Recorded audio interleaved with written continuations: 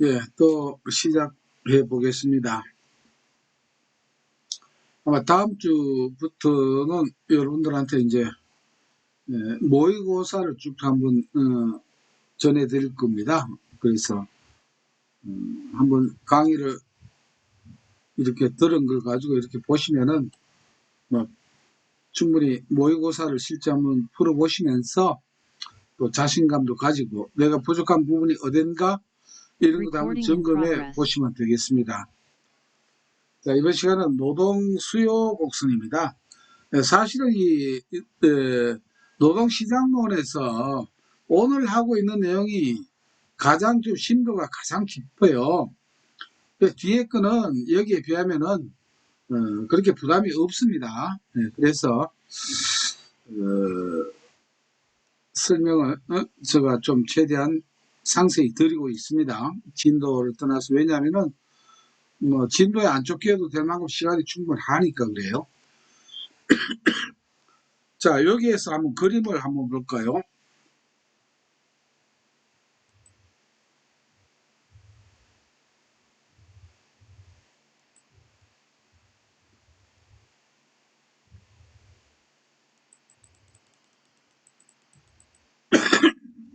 예, 조금 키웠습니다. 보면은 이게 이제 임금입니다. 임금 Y축이 이쪽에 이제 노동량이 됩니다. 또 L이라고 보통 하고 임금은 W라고 이렇게 이제 표현을 하죠. 그러면 임금이 높을 때는 일자리가 적다가 이제 쭉 이렇게 임금이 내려올수록 일자리는 많아지는 이런 그 역할을 합니다. 우리가 이 그림에서 이제 알 수 있는 게 뭐냐면은 일단 노동 수요 곡선은 임금과 노동 수요와의 관계인데 우하향한다는 겁니다. 우하향한다는 말을 이거를 반비례라고도 하고 부의 관계는 마이너스 관계라고 한다는 것입니다. 이걸 이해해 주셔야 되겠습니다. 그래야 문제를 쉽게 우리가 풀이할 수 있거든요. 반대로 노동 공급 곡선은 이렇게 되죠. 이렇게 됩니다. 그러니까 역으로 나갑니다. 그래서 이거는 우상향입니다. 이거는 수요 곡선은 우하향, 그다음 공급 곡선은 우상향을 하고 이건 정비례합니다. 정비례. 자, 임금이 늘어날수록 일자리도 늘어나고 노동 공급도 늘어나고 이렇게 되니까 우리가 이걸 정비례라고 하고 이걸 정해관계라고 합니다. 정해관계. 이렇게 플러스로 이렇게 표현을 한다는 것입니다. 그리고 아까도 말씀드렸다시피 임금의 변화는 이 선상에서 움직이지 이 자체를 좌로나 우로나 움직이게 하지 않는다는 것을 한 번 더 제가 말씀을 드리고요. 자, 우리가 아까 그 대체관계와 지금 오늘 익혀야 될 게 노동과 자본이 보완제냐 대체제냐 요게 이제 이 시간에 하나의 그 핵심이 되겠습니다. 보통은 기계가 여러분들 한번 생각해 봅시다. 어떤 공장에 장비가 들어왔어요. 장비가 들어왔을 때 무슨 장비가 이렇게 들어왔을 경우에 이 두 가지 효과가 나타납니다. 즉, 이 장비 때문에 사람들을 어떻게 해요? 더 고용을 하는 경우가 있어요. 장비 때문에. 반대로 이 장비 때문에 고용을 증가하는 경우가 있고 하나는 장비 때문에 고용을 감소시키는 경우 두 가지가 다 있다는 것이에요. 왜냐하면 기계가 많이 들어오면 그 기계를 조작을 해야 될 필요가 있을 때는 어떻게 합니까? 기계가 많이 들어올수록 고용을 증가시킵니다. 그런데 기계가 들어와서 사람 일을 필요 없는 일을 기계가 하는 경우에는 고용이 어떻게 될까요? 당연히 감소가 되겠죠. 그래서 이러한 기계나 장비가 고용을 증가시킬 때 우리가 이것을 보완제라고 합니다. 보완제. 그러나 일자리를 뺏어서 어떻게 합니까? 사람을 내쫓고 기계가 다 하게 될 경우는 이걸 대체제라고 합니다. 요거를 아시면 됩니다. 요게 핵심이에요. 네.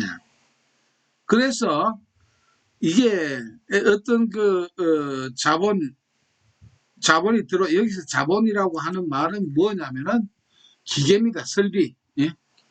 노동시장론에서 자본이라고 하는 것은 돈이 아니고 기계, 설비, 장비가 된다는 것입니다. 이게 보완제가 될 경우에는 어떻게 되냐면은 이 수요 곡선이 이쪽으로 이렇게 이동을 합니다. 이쪽으로 이동을 해요. 이동을 하니까 어떻게 우측으로 이동한다는 겁니다. 이것은 우측으로. 이럴 때는 고용이 증가하겠죠. 일자리 더 늘어나고, 그 다음에 임금도 어떻게 됩니까? 더 올라가죠. 어, 똑같은 상황에서 보면 더 늘어나고 더 올라갑니다. 그래서 보완제일 때는 우측 이동이요. 고용이 증가하고 임금이 상승한다는 거. 이게 핵심이고, 반대로 대체제일 경우에는 이게 좌측으로 이동하면 이렇게 좌측으로 이동을 해버려요. 예, 원래 그 기준에서 비할 때. 그럼 어떻게 합니까? 임금도 내려오고 일자리도 노동량도 일자리도 줄어든다는 것이에요. 이래서 좌측으로 이동하고 이럴 때는 어떻게 됩니까? 고용도 감소하고 임금도 하락한다는 것이에요. 그래서 이 그림으로 이렇게 이제 우리가 표현하고 이렇게 추치가 많이 되거든요. 예. 그래서 요거 기억하시면 됩니다. 항상 보완제, 대체제 이것도 보면은 여기에서 또 뭐 뒤에는 또 나오겠지만 정상계냐 뭐 이렇게 이런 말이 나오는데 그거 다 지워버리고 시험 문제 푸는데 제일 중요한 거는 보완제는 도와주니까 어떻게 합니까? 고용도 증가하고 임금도 도와준다. 그래서 우측으로 이동을 하고 대체제 말이 나오면 어떻게 합니까? 이것은 도와주는 게 아니고 빼앗는다. 그래서 노동도 감소하고 임금도 감소한다. 이렇게 정리하면은 이제 이 문제 푸는데 지장이 없다는 걸 제가 지금 말씀드립니다. 이렇게 간단하게 정리를 해야 되거든요. 자, 그러면은 노동 수요 곡선을 이동시키는 요인이 아닌 것은 임금 자체는 항상 아니라고 쭉 나오죠. 이게 문제가 아주 많이 나와요. 여기도 임금의 변화. 추체가 아주 많이 됩니다. 자, 여기에서 이제 그래프를 가지고 이렇게 시험도 나올 수 있거든요. 자, 이거 보고 이게 뭐 도대체 무슨 그림이지? 차라리 HTP 그림이 낫지 이게 더 어렵다 이렇게 생각하실는지 모르겠는데 몰라도 됩니다. 아시겠죠? 단지 뭘요? 요거만 찾으면 돼요. 예? 이거 깊이 알려면 보완제라고 했죠.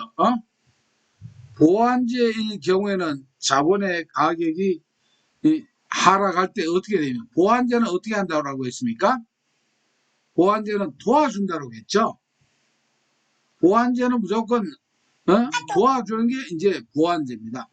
도와줄 때는 보완제는 이 수요 곡선 자체를 보완제는 어떻게 한다?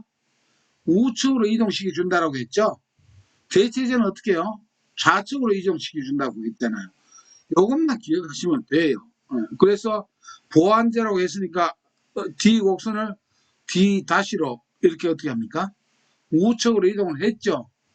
그러니까 1번이 답이 된다는 것입니다. 이렇게 풀면은 쉽습니다. 더 깊이 알아봐야 시험 푸는데 그 큰 도움이 안 됩니다. 그 다음에 요번에 또 봅시다. 뭐 어쩌고 뭐 이래 뭐 복잡하게 또 나왔어요. 그럼 여기 딴 거 없어요. 이게 무슨 요소라고 했어요? 대체 요소라고 했잖아요. 그러면 대체 요소인 경우는 어떻게 한다고요? 좌측입니까? 우측입니까? 좌측으로 가잖아요. 그럼 여기 좌측으로 가는 건 바로 여기 나와 있죠. 그래서 이렇게 풀면은 이 문제를 아주 쉽게 풀 수 있는 방법이다. 이렇게 보면 되겠습니다. 여기도 봅시다. 기술 발전과 노동이 보완제라고 해요. 보완제는 도와준다고 했죠. 그러면은 자 시장 균형 고용 수준이 도와주고 임금도 도와주죠. 상승이죠. 이렇게 되면 1번이 나오는 거예요. 여러분들이 이제 균형 임금 하는 거를 말씀드리면은 균형 임금은 뭐냐면은 공급과 수요가 이렇게 일치할 때입니다. 공급과 일자리가 일치해요. 수요와 공급이 일치할 때 그걸 우리가 균형이라고 합니다. 균형. 그때 이루어지는 가격을 우리가 균형임금이라고 해요. 가장 노동시장에서 가장 이상적인 때가 바로 이런 때가 됩니다. 이럴 때를 우리가 뒤에 노동시장론에서 나옵니다만 이럴 때를 완전 경쟁시장이라고 또 하는 겁니다. 네. 균형이 딱 되어 있을 때.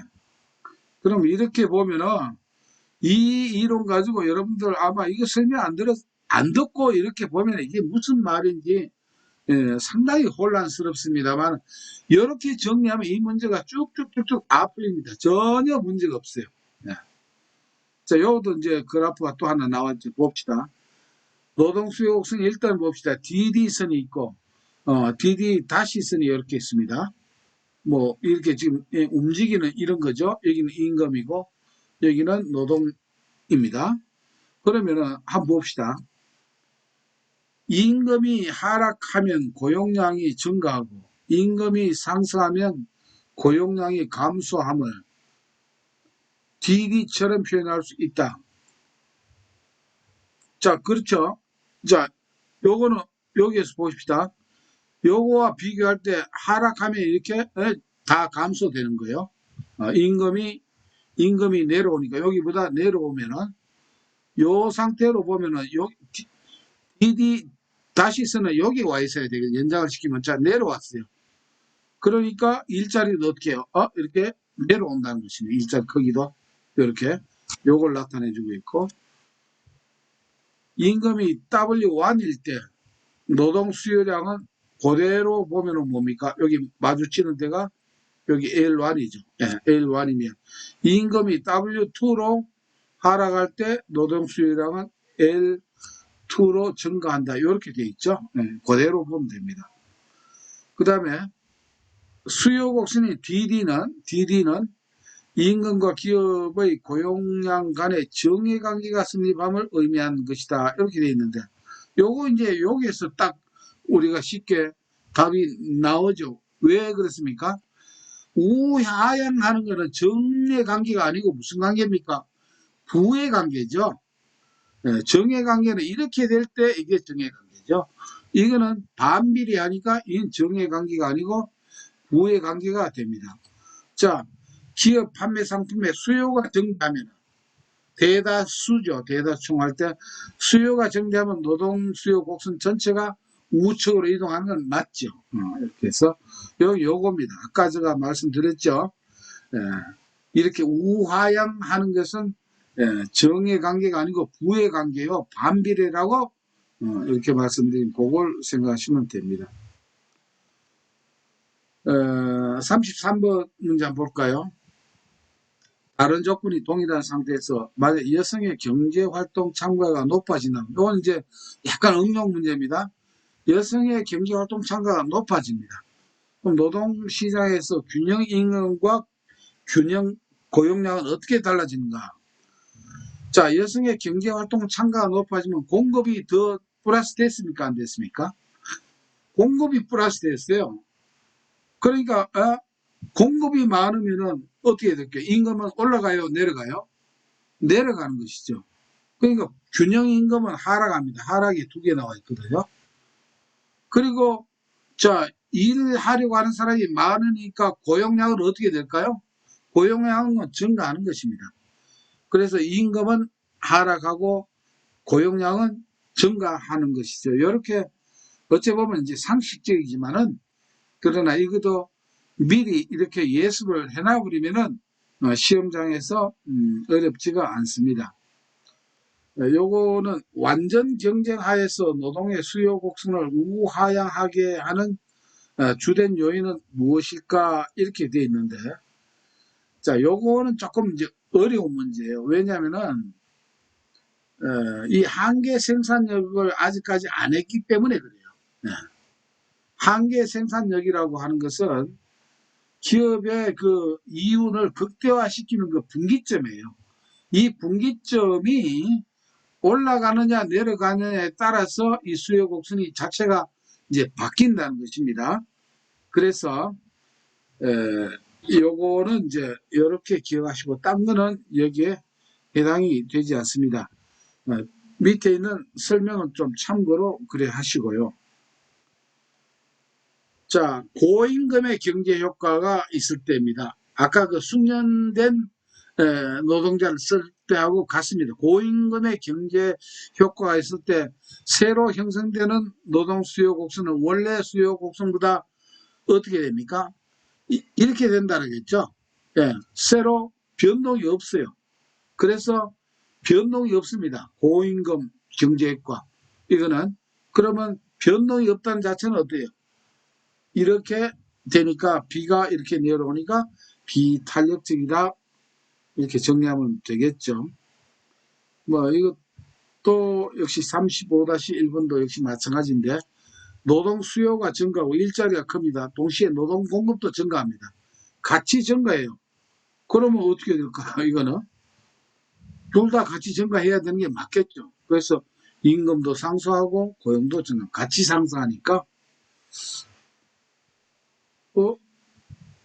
어, 이거 내가 너무 성급했네요. 예, 예, 밑에 그렇네. 예, 요거 정정하겠습니다.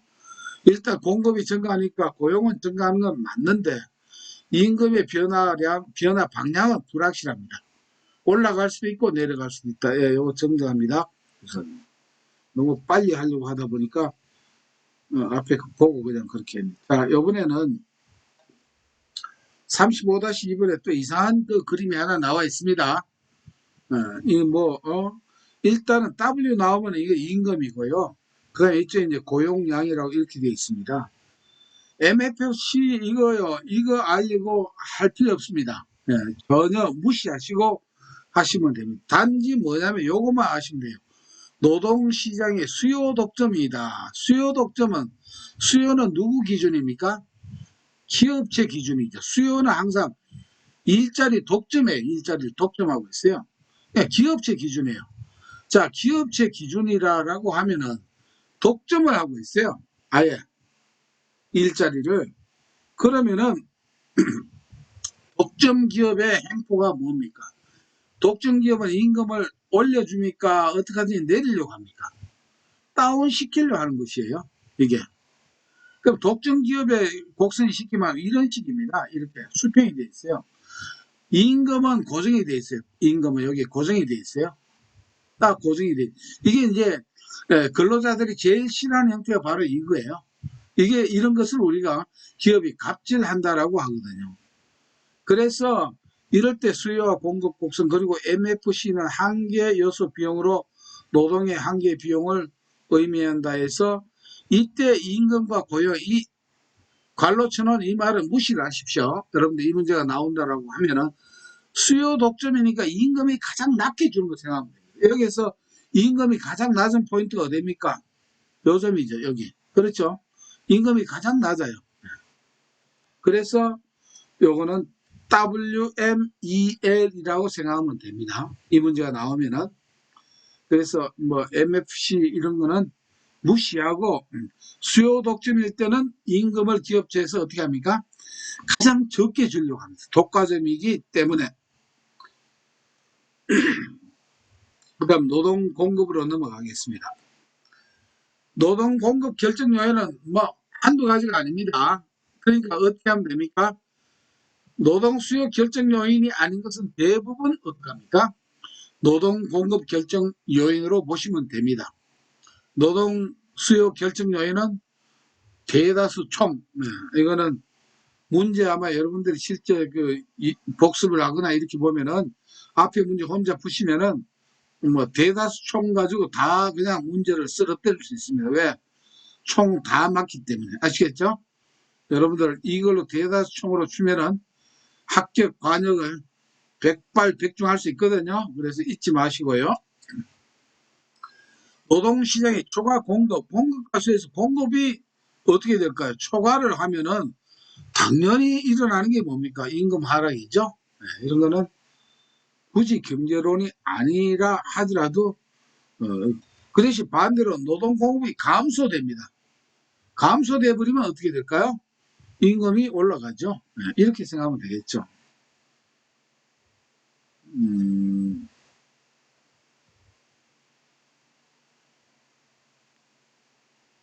37번 같은 경우도 봅시다.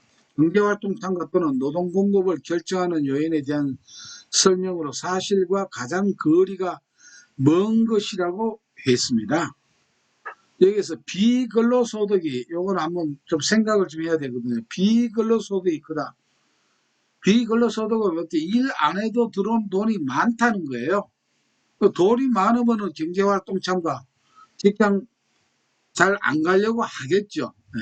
그래서 이거는 맞습니다. 자녀가 많을수록 애 키우기 바쁘죠. 예.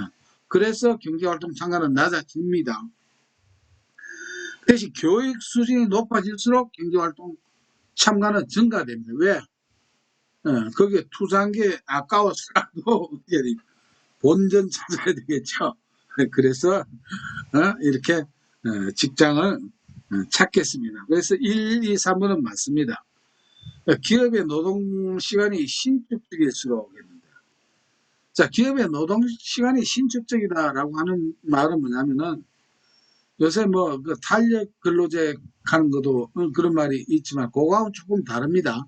뭐냐면은 기업의 노동 시간을 파트타임을 한다거나 오전 근무를 한다거나 아니면 재택 근무를 시킨다거나 이렇게 근무하는 형태의 시간을 다양화시킨다는 것입니다. 그러면 어떻게 될까요? 여러 가지 이런 장애 때문에 취직하기 어려웠던 사람들이 취직하기가 쉽죠. 골라서 할 수 있으니까. 내 조건이 맞으면. 나는 오후 근무, 나는 오전에 딴 일 때문에 못 하는데, 이 회사는, 신축적으로 해서 오후 근무를 해도 고용을 한대.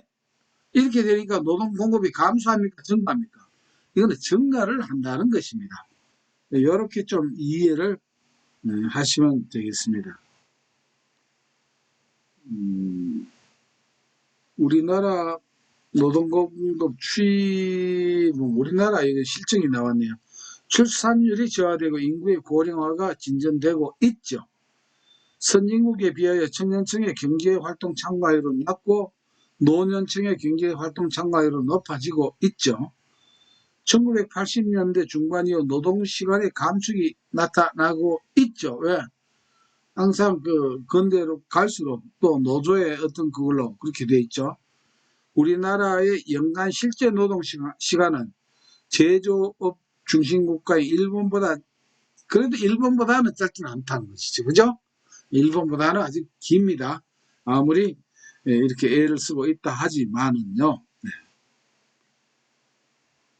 자, 42번 문제 한번 보겠습니다. 육아 보조금 지급이 기혼 여성들의 노동 공급에 미치는 효과로 옳은 것은 알다시피 아까도 서두에 말씀드렸다시피 이런 이론이 100%는 아닙니다. 어디까지나 가설입니다.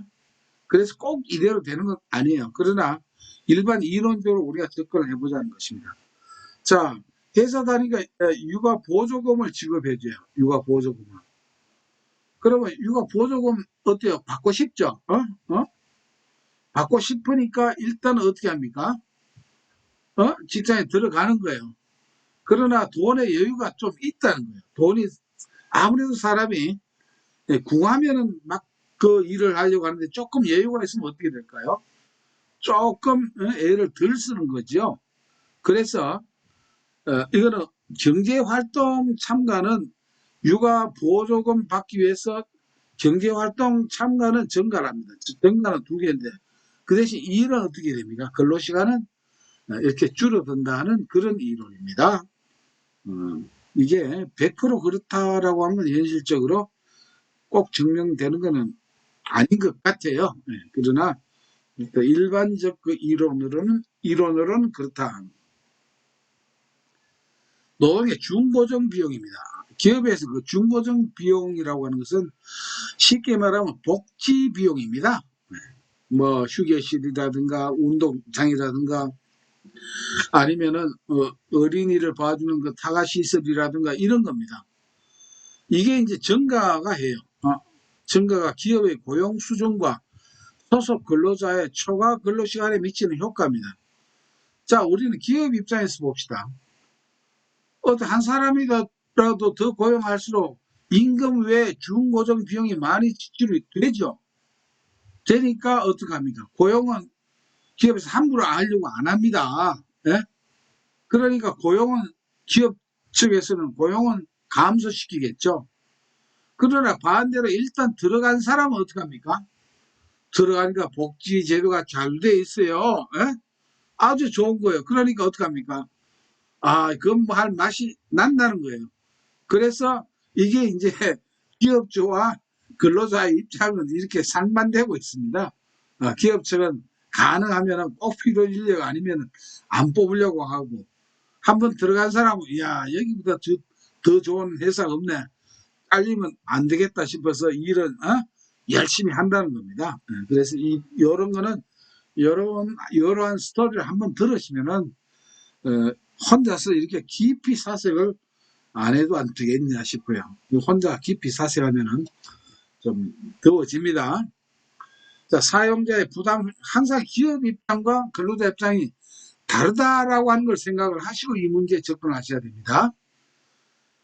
우리는 뭐 기업주가 아니고 하니까 근로자 입장에서만 생각을 하면은 이게 답이 얻기로 가기가 쉽다는 거예요. 사용자의 부당 해고로부터 근로자 보호를 강화하는 정책을 씁니다. 발생하는 효과로. 자, 이런 보호하는 강화하는 정책을 쓸 때 우리가 상식적으로 생각해 봅시다. 기업은 유리합니까? 불리합니까? 불리하죠. 함부로 부당 해고를 못하도록 하니까, 근로자 보호를 강화하니까 기업 측은 불리한 정책이에요. 이거는 어쨌든 간에. 근로자는 어때요? 좋죠. 부당 해고를 함부로 못하게 하니까. 그러니까 자, 불리한 측은 어때요? 고용 수준을 어떻게 할까요? 감소를 시키겠죠. 그러나 이런 거 보호해주는 제도가 좋으니까 근로자는 열심히 일을 한다는 이런 뜻입니다. 알고 보면 아무것도 아닙니다. 이것도 똑같아요. 단시간 근로자예요. 우리가 단시간 근로자 이제 지난번 그 직업정보론에서 한번 했죠. 여기에 또 나옵니다. 원래는 이 단시간 근로자라든가 이거는 원래 이 노동시장론에서 원래 나오는 겁니다. 단시간 근로자는 상용 근로자보다 한 근무 시간이 짧은 통상 근로자보다 짧게 근무하는 근로자를 우리가 단시간 근로자 또는 파트타임 근로자라고 하죠. 의료보험 가입을 법적으로 강제를 했습니다. 단시간 근로자라도 이렇게 했어요. 강제할 경우 발생하는 경제적 효과 한번 봅시다. 먼저 이런 것도 기업 주체에서 보면 유리합니까? 불리합니까? 불리하죠. 왜? 의료보험을 법적으로 강제할 경우 어차피 기업에서도 50%는 부담을 해야 되잖아요.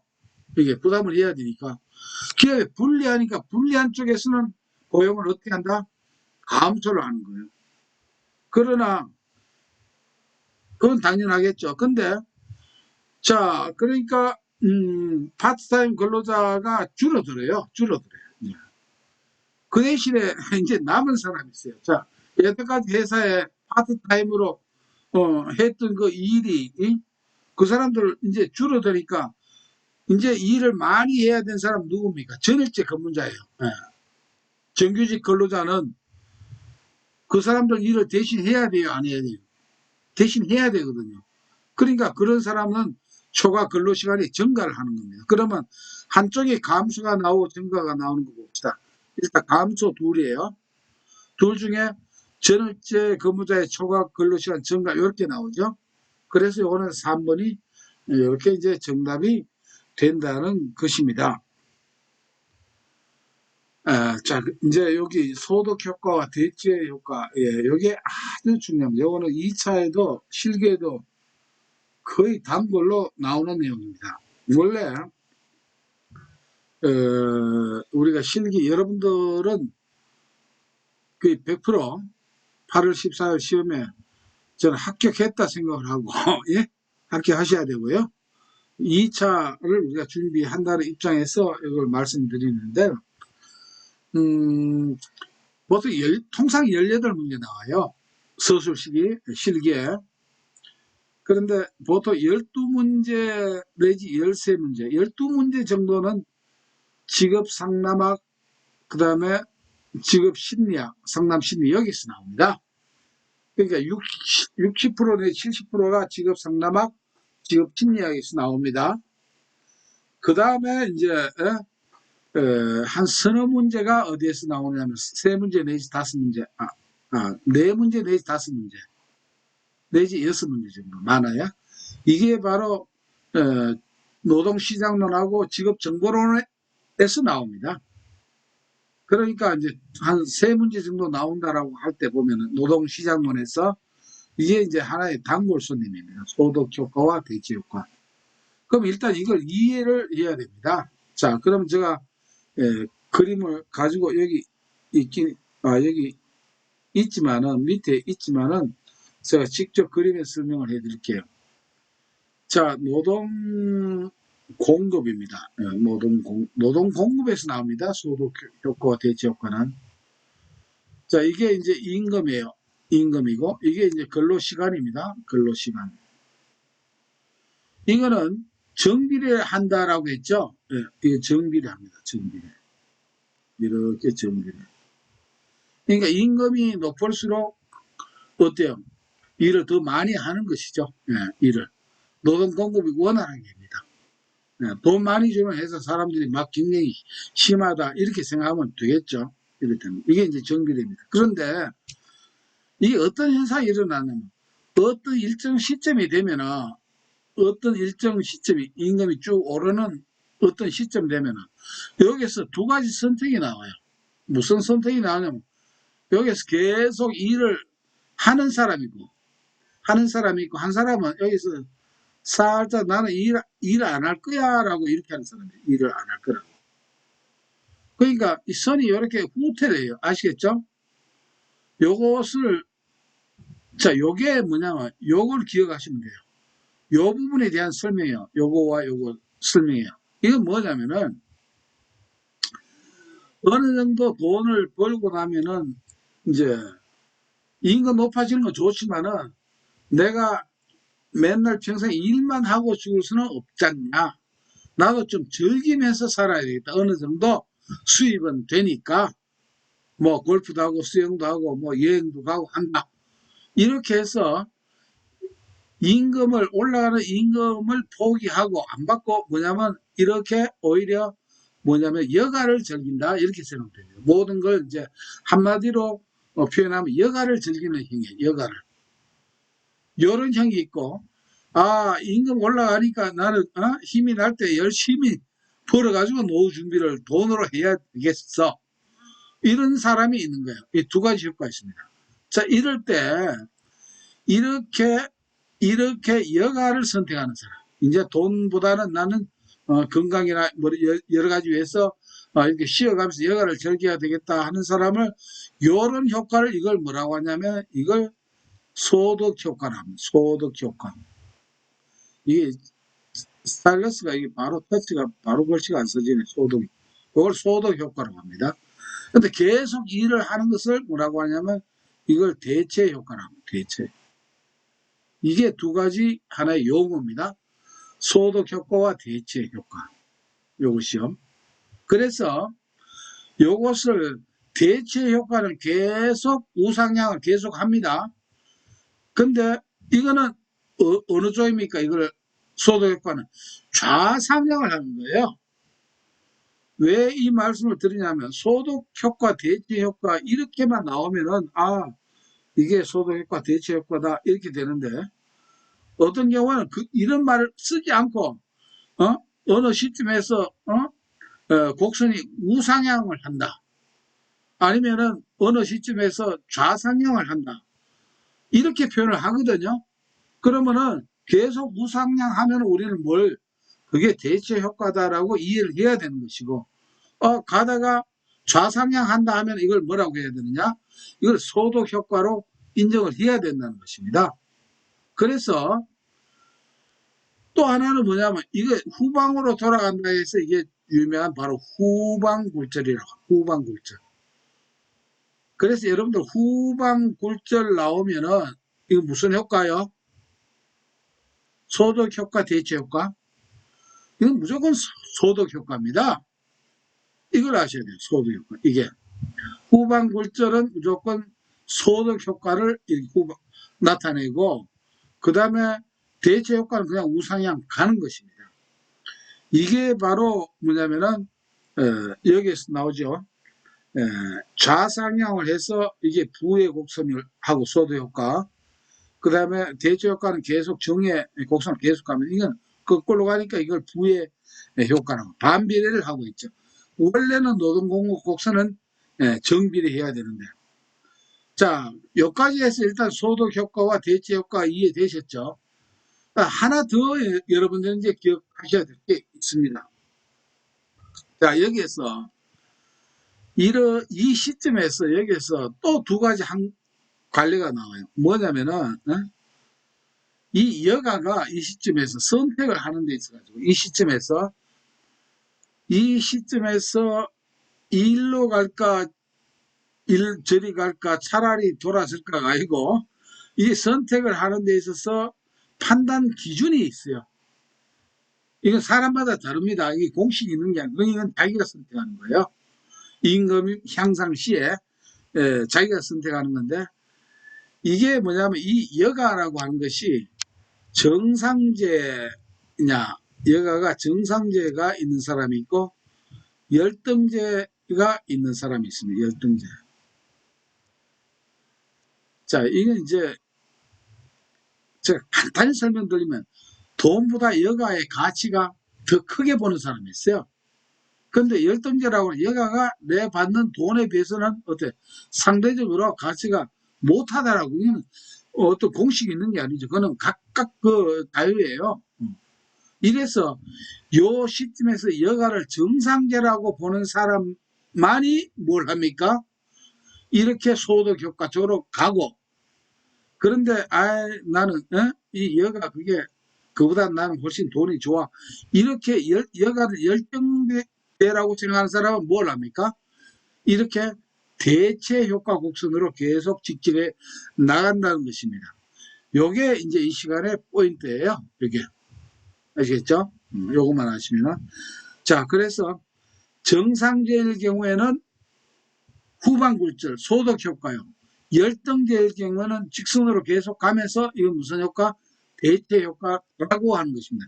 여가를 선택하지 않고 노동으로 대체한다 이 말입니다. 아시겠죠? 여기에서 대체라고 하는 뜻은 뭘 대체하느냐? 여가의 대체로 이 사람은 뭘 한다? 일을 하겠다 이것입니다. 그래서 이제 정리를 했고, 그걸 좀 깨끗하게 이렇게 그래프로 내놓은 게 요 그림입니다. 이렇게 후반 굴절. 그러면은 여기서 봅시다. 이렇게 기울어졌을 때, 요 W가 바로 여기에서 이제 생각하는 시점이에요. 열등제인가, 정상제인가, 이걸 생각을 해요. 근데 이렇게 싹 후방으로 돌았습니다. 그러면 이건 결국 어느 효과가 크다는가? 그 사람의 판단 기준에는 소득 효과가 크다라고 이렇게 생각하는 거예요. 그래서 대체 효과가 소득 효과를 압도하는 게 이게 아니죠. 소득 효과가 대체 효과를 압도할 때 이렇게 뭐냐면 후방 굴절 형태가 나타난다. 이렇게 정리하면은 요거 아시면 전부 다 됩니다. 전부 다. 이것도 표를 또 이렇게 내놨죠. 소득 효과 대체 효과보다 크다. 요 개념만 이해하시면은 이 중요한 게 다 됩니다. 전부 다 후반 굴절 이 문제가 필기 시험에도 많이 나오고요. 2차에도 많이 나오기 때문에 그렇습니다. 전부 다 여기에서 우상향 나오고 뭐 정상제 이렇게 이런 말도 뒤에 다 나오거든요. 그러니까 정상제면은 소득 효과요. 열등제면은 무슨 효과? 대체 효과다. 이렇게 기억하시면 됩니다. 요것도 이런 것도 마찬가지. 예를 들어서 제가 뭐 랜덤으로 뽑아봤어요. 임금률 상승의 대체 효과가 소득 효과보다 클 때는 이 사람 뭘 합니까? 대체 효과가 크니까 일을 하죠. 노동시장 공급을 어떻게 됩니까? 증가한다. 이렇게 된다는 겁니다. 근데 요 기본만 아시면은 이해가 되시면은 뭐 전부 다 푸는데 전혀 지장이 없고, 여기에서도 봅시다. A는 대형마트에서 주당 20시간 근무하고 있는 단시간 근로자이다. 시간당 임금이 7,000원에서 9,000원. 와, 약 한 30% 가까이 올랐죠. 인상되어 A는 주당 근로시간을 30시간을 확대했습니다. 처음에 20시간인데 30시간을 확대했습니다. 자, 임금은 올랐어요. 뭘 택했습니까? 예, 노동을 택했다는 것이죠. 그럼 이건 무슨 효과입니까? 이런 게 역시 대체 효과다라고 하는 것입니다. 그러면은 뭐 이거 다 이제 더 이상 설명할 게 없습니다. 58번 문제 예를 들어볼까요? 임금 상승의 소득 효과가 대체 효과보다 크면은 어떻게 됩니까? 노동 공급 곡선의 형태는 좌쪽으로 뺑 돌죠. 후방으로. 그러니까 좌상승한다. 이렇게 되는 것입니다. 그러니까 이 말을 여러 가지 지금 문제를 표현만 어떻게 해요? 여러분들 함정에 이렇게 빠지도록 조금씩 이렇게 변형을 해놨으니까 기본 중심만 잘 가지고 판단하면은 이게 다 이제 됩니다. 여기도 한번 볼까요? 연장 근로등 61번 문제입니다. 일정량 이상의 노동을 기피하는 풍조가 확산된다면 이 현상에 대한 분석 도구로 가장 적합한 것은, 노동을 기피하는 건 뭡니까? 이게 바로 후반굴절. 이런 것도 이렇게도 다 후반굴절이 나온다는 겁니다. 자, 여기 나오죠. 여가가 뭐라고요? 정상제 이렇게 나오죠. 정상제 나오면 어떻게 합니까? 노동을 증가합니까? 감소시킵니까? 여가를 선택하니까 노동은 감소되겠죠. 그래서 노동 공급 증가는 아니죠. 임금 소득 증가로 여가는 증가하고 공급량은 감소하는 것이 여가가 정상될 때 바로 이런 현상이다. 이렇게 정리를 하면 되겠습니다. 이번에 열등제 나오죠. 열등제라고 하면은 노동 공급 곡선의 형태는, 자, 열등제는 뭘 합니까? 노동을 택하죠. 그러니까 어떻게 합니까? 돌지 않고 계속 이렇게 가죠. 그래서 이걸 다른 말로 뭐라고 합니까? 대체 효과를 우상향한다라고 이렇게도 표현을 한다는 것이죠. 뭐 열등제 똑같은 말이에요. 다 같은 내용으로 이렇게 정리를 하면은 40분 넘었고 하니까 요거는 뭐 요거는 이 68번 문제는요. 이 무차별 곡선 가는 거는요. 이 설명하려면 시간이 길거든요. 그래서 요 밑에 설명해 놨습니다. 여하튼 수평이 되면은 이 만족도 곡선을 침범해버린 예산선을 침범해가지고 노동 공급을 안 한다 이렇게 생각하면 요 두 문제 이렇게 나와 있습니다. 좋습니다. 오늘 여기까지 하고요. 내일은 이제 이 노동 수요 및 공급 탄력성 계산 떨지 마십시오. 아주 쉽습니다. 미리 예습해 보신 분들은 이건 뭐 수학이 아니고 산수 정도밖에 안 되니까 그렇게 이해하시고 오늘 2시간 이걸로 마치고 또 내일 또 뵙도록 하겠습니다. 예, 감사합니다.